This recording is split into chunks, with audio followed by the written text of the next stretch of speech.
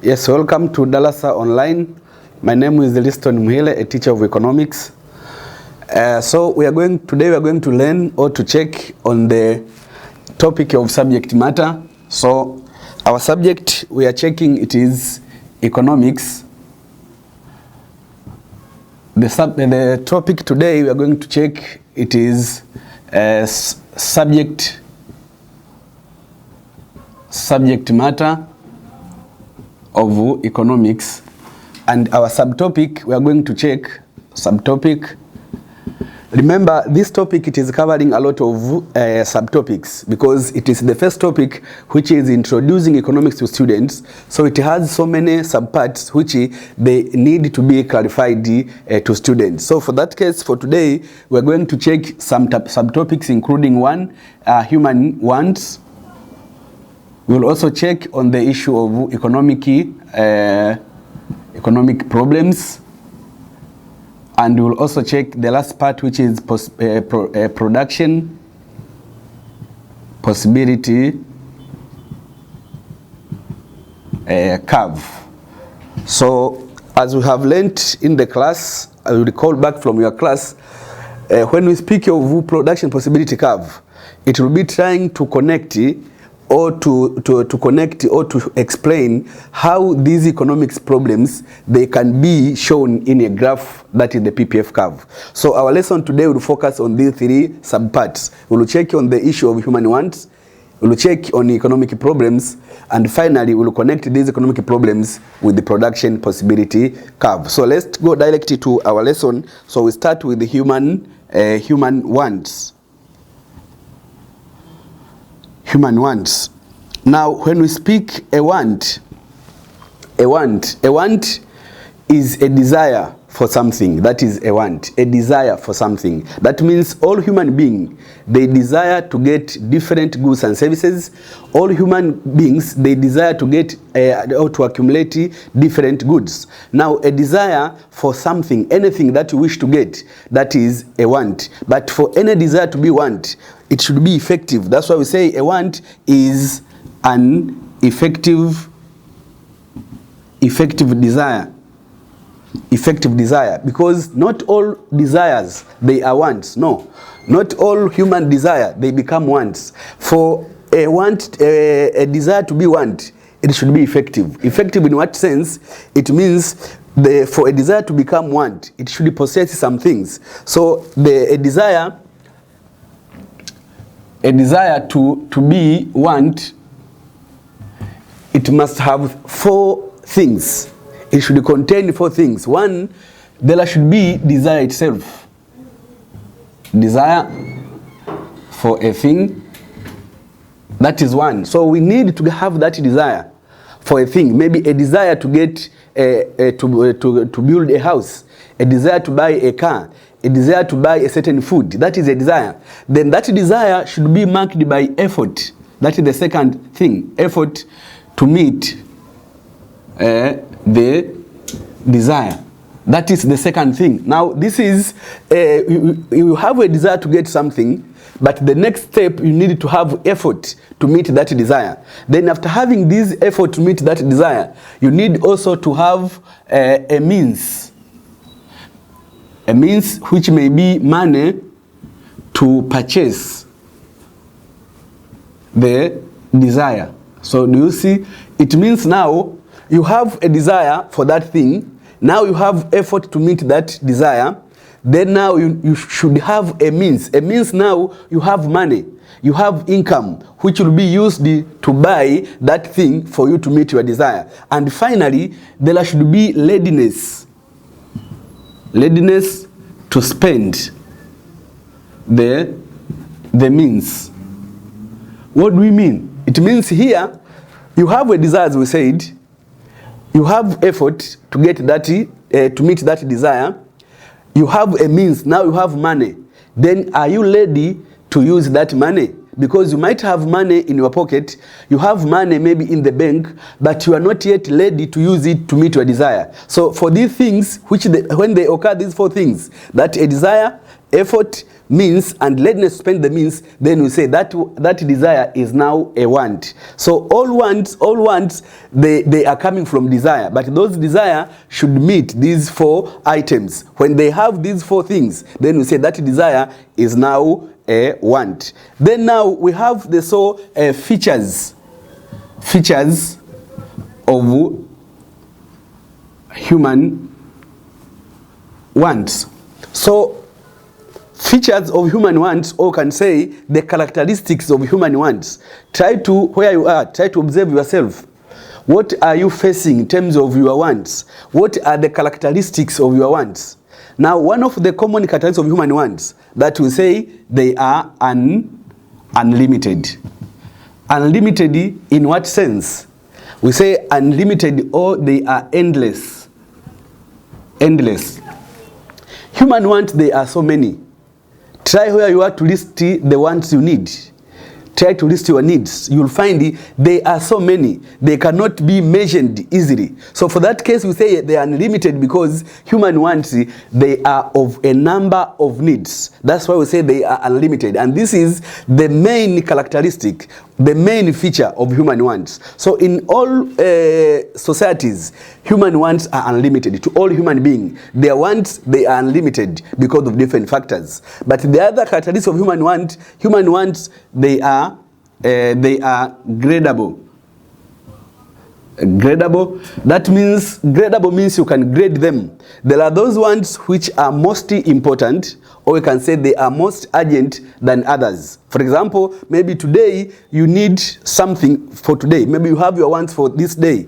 Then if you list them, you'll find some, they are more important than others. That means you can grade them. This want A is more important, want B is less important, and want C is more less important. Now for that case, all human wants, you can grade them in different levels. That these are most urgent, these are less urgent. This is when we speak of this one. The other one, some human wants are complementary. Complementary. When we say complementary, two goods are complementary when they can be used together. That is complementary. So we say human wants are complementary because some wants, they are satisfied together. They should be satisfied together. That means if you have two wants, sometimes they are complementary because they have to be satisfied together. For example, a want which you need maybe to drive a car or to buy a car, that want cannot be satisfied unless you buy fuel. So buying car and buying fuel, that means they are complementary wants because you cannot meet one unless you buy the next one. So you need to satisfy buying a car, but also you need to have fuel. This is when we speak of complementary. But also we say human wants, they vary with the time, age, and the place. You see? This is also a nature and characteristic of human wants. That human wants, they vary.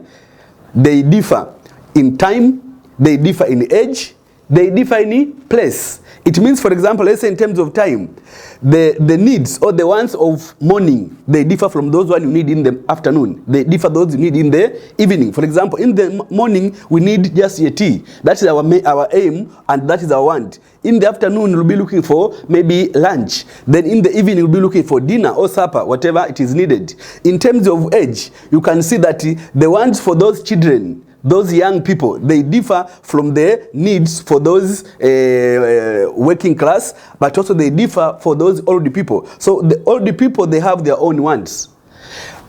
Those young people, they have their own wants. So they are not the same. For example, in terms even in clothing, in terms of food, in terms of all needs, you find they differ, they vary in age. But also in terms of place, let's say in Dar es Salaam, we have our own needs. They differ from those people in Lindi, they differ from those people in Iringa, from those people in another place, because we are in different place. Maybe some place because of climate, because of different factors, then their wants, they have to differ from the wants of other place. Then that's why we say now, human wants, they differ or they vary with the time, age, and place, because different people of different age, of different places, they have different wants. That is the nature of human wants as well. Another one, we say human wants, they are competitive. competitive in nature. That means they compete.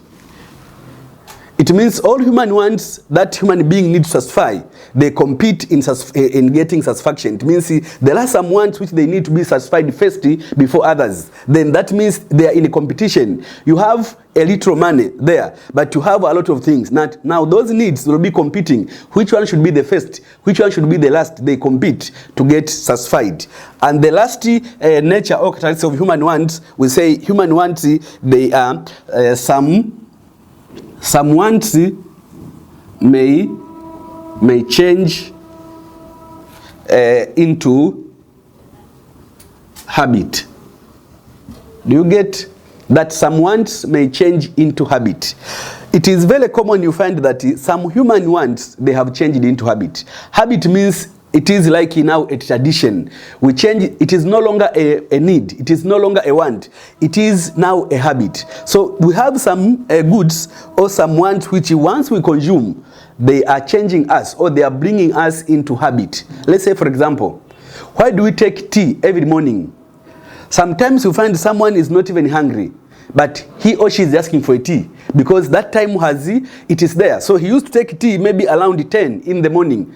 So when it reaches 10 a.m., he or she is asking for tea. So it means that want of getting tea, it has changed into habit that once it reaches 10 a.m., I have to take tea. Even if I don't feel, I'm not hungry, but because it is my tendency, then I have to take tea. So that it means that want, it has changed into habit because now you need to fulfill it. Wherever that time arrives, then you need to fulfill it. So it has changed into habit. We have those people who said, for example, taking alcohols. Those people taking alcohol, it is the want, but it has now changed into habit because for those people who are taking alcohol, sometimes they are not comfortable if a day is going to pass without having alcohol. So it has changed into habit. We have those people also taking cigarette. If you tell them maybe eat food, they say I cannot eat food before taking maybe a cigarette. That case, this kind of want, they have changed into habit. And this is a nature of human wants, and we have seen these human wants. So having seen these human wants, we can see there from the board where we can get one question relating to wants. You check question number 2, which is saying there from the board, Jane has used 3 hours to list down all her wants needed. She reached a point where she failed to get more wants to list. If human wants are unlimited, why Jane failed to list more wants? So read carefully this question that I repeat. Jane has used 3 hours to list down all her wants needed. She reached a point where she failed to get more wants to list. If human wants are unlimited, why Jane failed to list more wants? So as we said, one of the characteristics of human want is that human wants are unlimited. That human wants are unlimited. Now, if human wants are unlimited, but Jane has used 3 hours listing, try even where you are, take a piece of paper, probably, try to list what do you need. After a certain time, it will reach a time when you will not be capable to list more wants. Then why do we say human wants are unlimited? While Jenny reached a point where she could not mention any more human wants. Because with that nature of human wants, they are limited because of some factors. So the reason there why Jane failed to list more human wants, why she didn't get more wants, there are several reasons. For example, because of that nature, for that time, she find as if wants has come to an end. But with the time, more wants are going to outcrop. When she will be given more time to think, maybe in some hours to come or after some days, it is true that Jane will get some more wants. For example, with the time now, human behavior, maybe technology, because of technology, Jane will get more human wants or more needs, because the technology that for this time I am here, the technology is maybe satisfying me with a certain type of cloth, or certain type of food, or certain type of good. But with technology, it can invent new type of goods, of which will make me to demand more. Let's say, for example, today, Jane has listed a certain type of phone, which is very good. But maybe tomorrow, the technology can bring another modern phone. Then Jane can also demand that phone. So because of technology, the want for that Jane has to outcrop because of technology. But also, we have the tendency of imitation of human being. Human being, they have tendency of imitating. So if Jane will be given more time to meet with her friends, she will get time to imitate from what other friends they are doing. So for that case, we'll find maybe she has a watch there, she has maybe a very good dress there, but after meeting friends, she will discover that there are some more dresses which can be bought from the market. So for that case, she will want another need for that time. But also we have the other reason, which is we have human tendency of accumulating things beyond our present needs. It means human being, we have a tendency of accumulating things beyond our present need. You find someone is not even married. That's an example. But she has built maybe 20 houses in different places. That it is a tendency of accumulating things beyond their present need. Our present need is maybe just to get maybe 500,000 for consumption. But someone has accumulated millions of money, of which some of them they have just stolen from another people. Now for that case, we have this tendency of accumulating things beyond a certain present need. For that case, if Jane could be given more time to think about, she could go on listing more and more and more items because of the tendency of accumulating things beyond nature. For example, you can find someone has got a lot of clothes, of which some they are going even to expire before even using. Because of what? Because of accumulating things beyond our present need. This is the tendency of human behavior. But also we have another reason, which is human wants recur. Recur means they repeat, they are repetitive in nature. That means once they are satisfied this time, they will occur again later. For example, these we call them as biological needs. Biological needs, especially food, water, drinks, and the other biological needs. They have a tendency of repeating. They will be satisfied this time. After a certain time, they are going to reoccur again. That means you will feel them again. For example, eating. You eat food this time. After some hours, you find you feel hungry again. You have to eat. So for that case, they reoccur. So probably Jane has listed those, has failed to go on listing more because maybe he or she is satisfied for that time. But as time be given more, she can list some more needs, or they can outcrop because of human wants having a tendency of repeating or reoccurring. That is the form of this one. So these are some of the reasons which might have caused the human wants not to be limited because of that nature. Okay, so that is for human wants. Then we move to another part, which we say it is the economic problems. So we go to another subpart, which is economic problems. Economic problems. So having seen human wants, plus the nature of human wants, the characteristics of human wants, plus that question we have tried to see that human wants are not unlimited because of some of these reasons. Then now we go to another subpart, which is economic problems. Economic problems. Now economic problems, what do we mean when we say economic problems? Economic problems are difficulties or challenges that economic agents they meet in an attempt to allocate scarce resources to satisfy human want. That is economic problems. They are difficulties or challenges which economic agents, when we say economic agents, are like firms, consumers, or the government, they meet when attempting to allocate scarce resources to satisfy human want. Now when they meet those challenges, When they meet those difficulties, we say they are economic problems. Now, today we are going to classify these economic problems in two ways. That means we will view or discuss these economic problems by classifying them into two parts. Now, the first part, we will see those classified as many economic problems. Many economic problems. That is the first part. We'll see many economic problems, but these ones are also called the principles of economics. Principles of economics.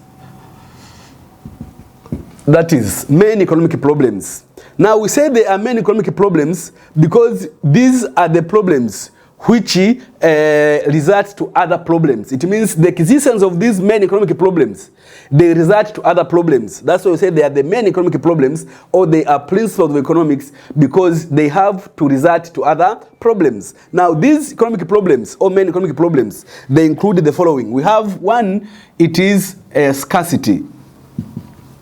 Scarcity. That is one of the main economic problems. Now scarcity, what do we mean? When we say scarcity economically, recall back what we did in the class. Scarcity means limited in supply, or we say insufficient, not enough. That is scarcity. So scarcity means limited in supply. As we said, that is scarcity means limited in supply, or insufficient, or not enough. All economic resources like land, capital, labor, and other resources, they are limited in supply. We do not have enough land.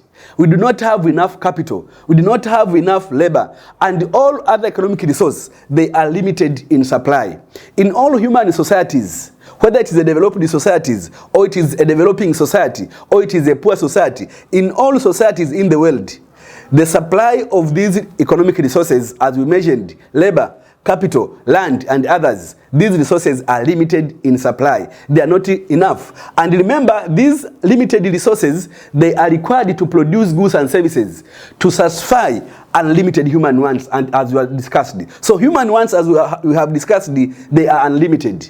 But economic resources which are required to satisfy those wants, they are limited. So all economic, societies, they face this economic problem. Now, this problem of scarcity, it is considered as the main economic problem. The main economic problem. It means all other economic problems, they result from scarcity. Scarcity of resources, they are the one which brings all other problems. For example, we human beings, maybe consumers, they get difficulties in consuming because they have limited income. So their income is scarce, but they have to satisfy unlimited human wants. Let's say someone's salary is paid just 200,000 a month, but she has a lot of needs at home. It means the income is scarce, but the want is limited. That's why I say now, scarcity is the main economic problem. And some of the book, they conclude that, or some of the economists, they say, yes, scarcity is the mother of all other economic problems, meaning that all other problems, they result from scarcity, or they are born from scarcity, because when scarcity is there, resources are not enough, they are limited in supply. It is where now societies, agents of economics, they meet different problems because of resources being scarce.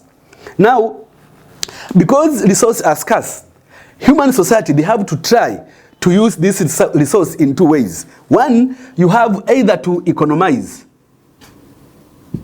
the resource you have. To economize means to use what you have in the best way. Your little income you have, use it in the best way.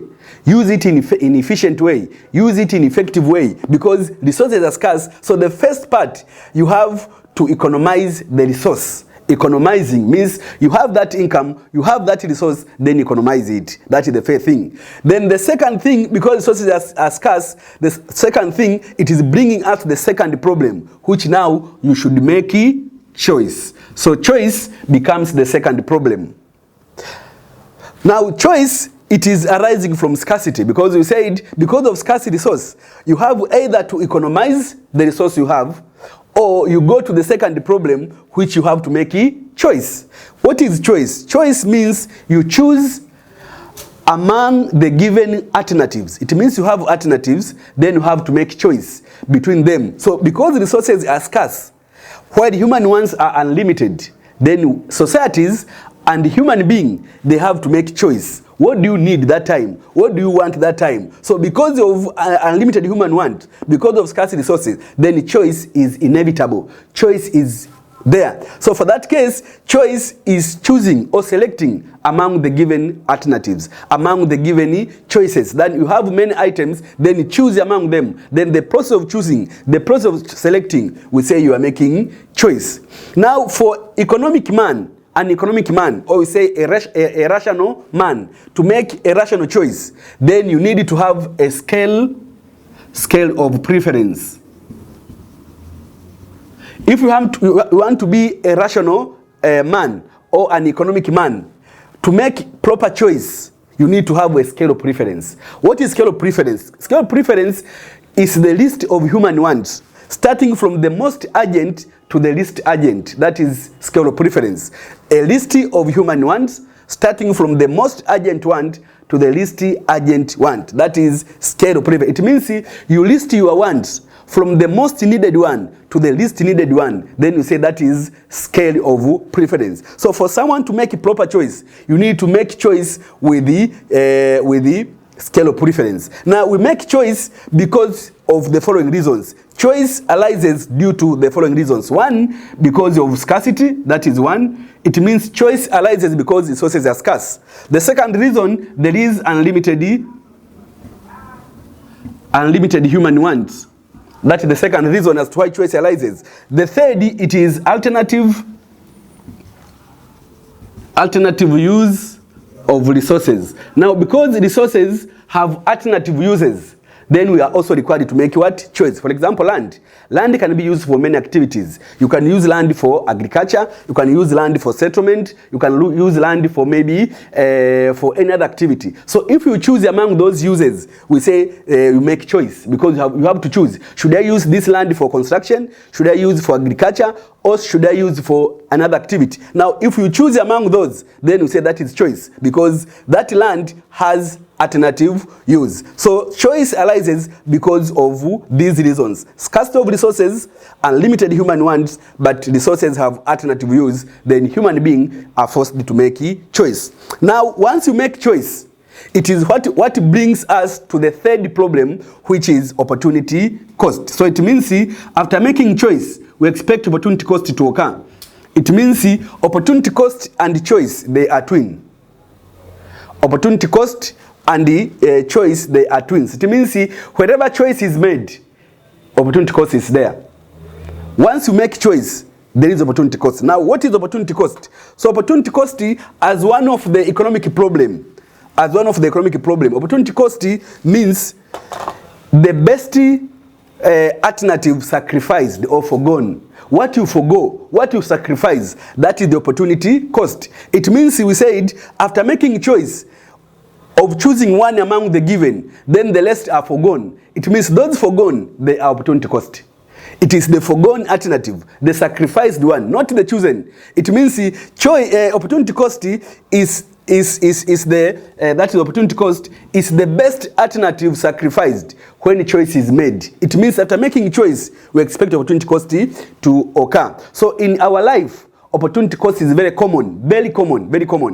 Daily, from morning to evening, we use opportunity cost. Every day. Even if you are not studying economics, you are not economist, you are someone, maybe you are a bushman, but still you have to apply opportunity cost in all life we are living. Because of what? In any time you are doing something, there is another thing you have sacrificed. When you eat a certain food, you have sacrificed certain food. When you do this, so in all decisions we are doing, it means opportunity cost is accompanied with those decisions. Even the government, it is using opportunity cost. For example, the government has little income. Then because of that one, there is so many needs in the society. For example, the society needs water, they need infrastructures, they need electricity, they need so many things. So the government has to choose. Maybe this is people around Ubungo. What do they need? They need water, they need proper infrastructures, they need electricity, but we have little income. Then we choose. We provide water this time, then we sacrifice others. So it means for the government, for individuals, and all the societies, opportunity cost is inevitable. It is there because once you make choice, then the opportunity cost occur. So opportunity cost is very useful for our life. So this is when we speak of these economic problems. Now, we go to relate these economic problems in the so-called the production possibility curve, as we said. So we move to a production possibility curve, or we say the PPF, that is production possibility curve. Now we want to use this one to explain how the production possibility curve can relate these economic problems we have discussed. Now, what is PPF? We recall from class what we did in the class. That is PPF. That is PPF is the graph, or we say a locus of point. Locus of points showing the combination of two goods produced by economy when resources are full utilized under a given technology.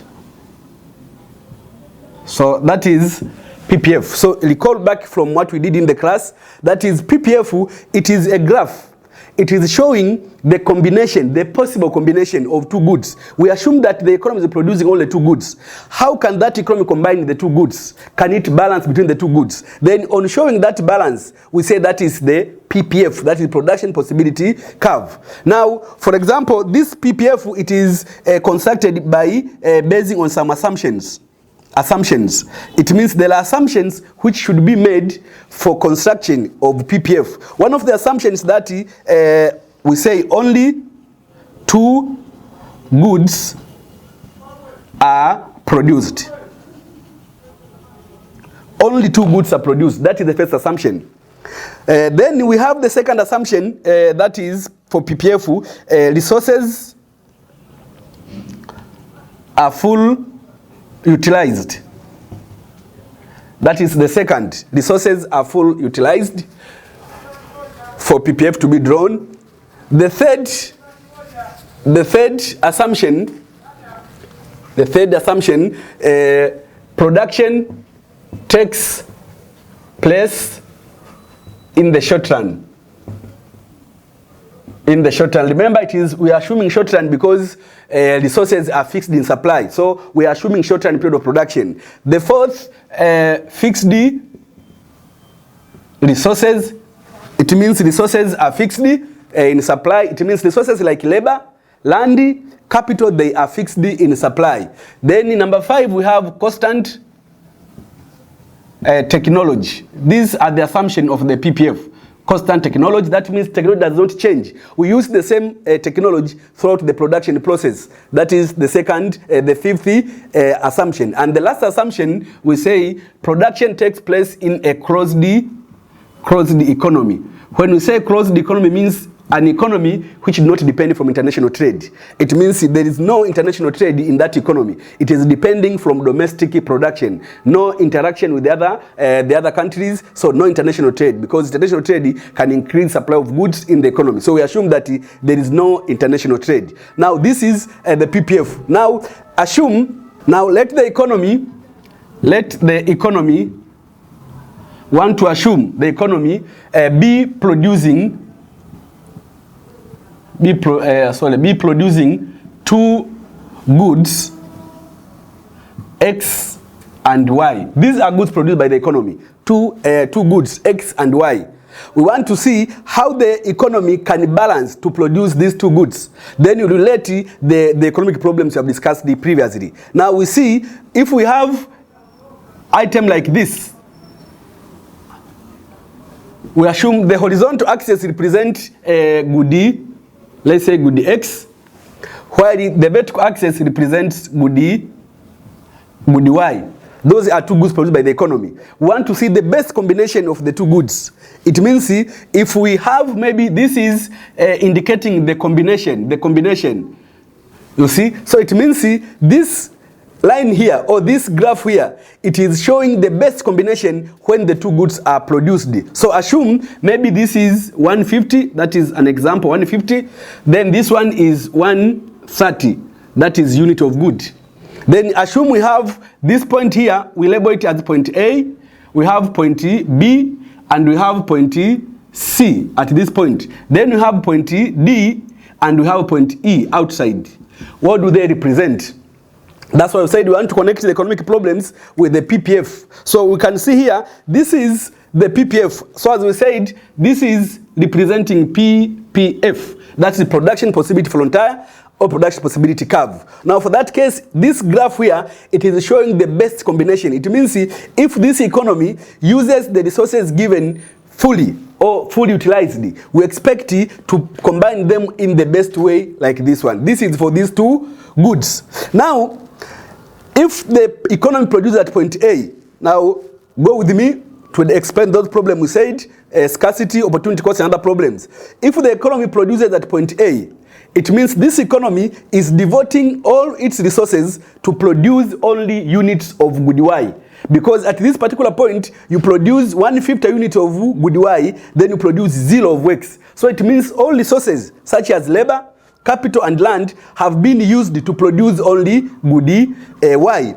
At point C, where it is 130, it means you have used all the resources available to produce only good X. That means at this point, at point, let's say at point C here, you can see the economy is producing only units of good X and 0 unit of good Y. So for that case, if we move from point A, moving to B and moving to C, let's say, for example, you move downward from this point, indicating this arrow. It means you are moving from point A, moving to point B, and moving to point C. It means when you are at point A, you said you devote the resource to produce only of good Y. You produce 0 of X. So as you move downward, it means you will be sacrificing some unit of Y so that you produce some unit of X. Because at this point, we said you produce unit of Y, then 0 of X. So when you start moving downward, then you say you sacrifice.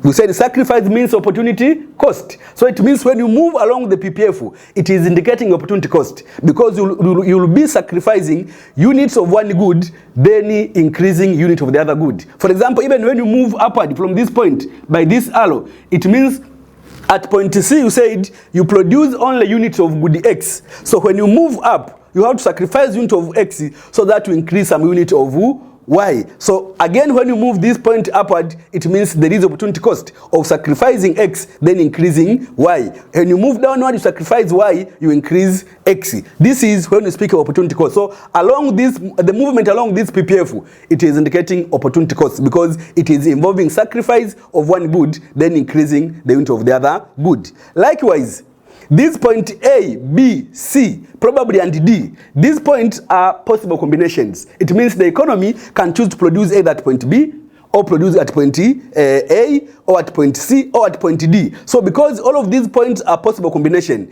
then you say point A, B, C, and D, they indicate choice. Because you can choose to produce here, you can choose here, you can choose there, or you can choose there. Though this point here, it is not good because it is showing underemployment of the resource. It means resources here are less utilized, underutilized, and probably there is underemployment. Underemployment, a situation where resources is used below its capacity. Either labor, land, or capital is used below its capacity. So point D, it is indicating underemployment, underutilization of resources, or less utilization of resources. For example, if a labor is employed and is working at this point, what example can draw? For example, if someone is holding a bachelor degree of medicine, then is just selling a pharmacy, that person is underemployed because the capacity is to be a doctor somewhere. but now that person is just selling farmers somewhere, then that is underutilization. Someone who is owner of master degree of teaching, then is teaching nursery school. This is underemployment because you are underutilizing your capacity, because you expect that one with master degree to be maybe employed in university, but now is teaching a certain kindergarten somewhere. That is underemployment. This is point D. Likewise, point E. Point E is indicating the point where, given these resources, we cannot attain. And this point, it is called the unattainable point. And because it is unattainable, it means it is referring to scarcity.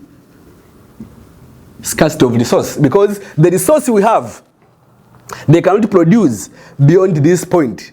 If the economy is wishing to produce and reach this point, probably it should do something extra, because the resource we have, they can produce only until this level. So to produce above, you need to produce to increase. For example, you need to increase labor, you need to improve technology, you need maybe to train and retrain workers to increase their productivity capacity, but also maybe you need to increase the size of resource. But with the given resource, we cannot attain this point. This is showing or indicating scarcity, and it is called the unattainable combination for any production. So as you can see, we have combined, or we have tried to show how the PPF curve can be used to explain the problems we have discussed previously. So this is the PPF. So we can go and check again in the question there. You can see in the screen those questions, especially question number 1.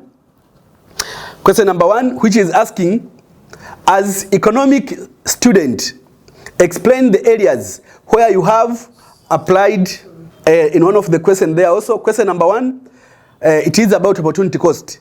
It is asking, as economic student, explain the areas where you have applied the opportunity cost in school life. This is a competency-based question that we have discussed the opportunity cost. Now, in your school life, whether you are studying boarding schools or you are in day schools, but it is asking you, knowing the concept of opportunity cost, we said it is the sacrifice you make, the best alternative forgone. Now it is asking, as economic student, explain the areas where you have applied opportunity cost in school life. So you can try to use what you have understood from the discussion, then try to relate with your normal life. Where are you making sacrifice? So you can measure those areas where you make sacrifice. In which area you make sacrifice? In your studies, in your areas, maybe even at home, because that is your school life. What do you sacrifice? Let me give you an example. For example, maybe you have chosen acre as your combination. That is your school life. It means in choosing acre as one of your best combination, you have sacrificed the other combination. So that's the opportunity cost of applied. Because I have chosen acre, because I like acre, now I have to sacrifice EGM, I have to sacrifice HG, I have to sacrifice PCM and the other combination. So in choosing combination, you have sacrificed. So that is one of the application you have made, opportunity cost. The second example, in choosing school, you are studying in school X. You have chosen it as your best among many schools.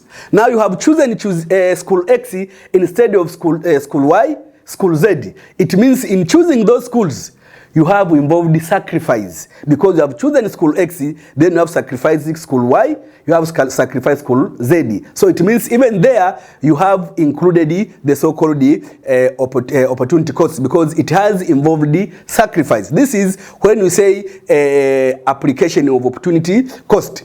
Likewise, in your personal studies, when the time you concentrate in study, maybe it is prep time, preparation time, you sacrifice some of the items there. In eating, you sacrifice things. So you have to identify those areas which at least you have applied opportunity cost in your school life. Now that is, before going to the end of this session, let's have one question there for your homework. We have a question for your homework, which you can also see in the screen. So you can observe there is a homework. So if you observe from the screen, this is the homework you can do. It is also a competency-based question. It is basing on the PPF. Now, a village is wishing to produce two goods, yams and potatoes. The combination of the two goods is given in the table below. So we have a village, a certain village somewhere. This village is wishing to produce those two goods, yams and potatoes. Now the combination of those two goods is given in that table, where you have yams and we have the potatoes. Now we have yams, we have 85 units, 75 units, 60 units, 40 units, 20 units, then 0 units. For potatoes, we have 0 units, 20 units, 40 units, 70 units, 90 units, and 120 units. Now, from that table, represent the information in the PPF curve by placing potatoes in horizontal axis. It means yams will be in the vertical axis automatically. The second part, what is the law portrayed by the shape of your graph? What the law portrayed by the shape of your graph? It means, go back to from what we did in the class, try to remember. We have opportunity cost, which they are indicated by the PPF. Now there are so many laws indicated there because the PPF can be straight, can be concave, or can be convex. Now from that idea, then what after drawing, try to check what law is portrayed there. Then number 3, can the village produce 40 units of potatoes and 80 units of yams? Why? It means you go in your graph, you try to plot the combination between 40 of yams, of potatoes, and 80 units of yams. Where do they meet? Then try to check, is that combination possible given that resource? If it is not possible, then give reasons why. If it is possible, say yes.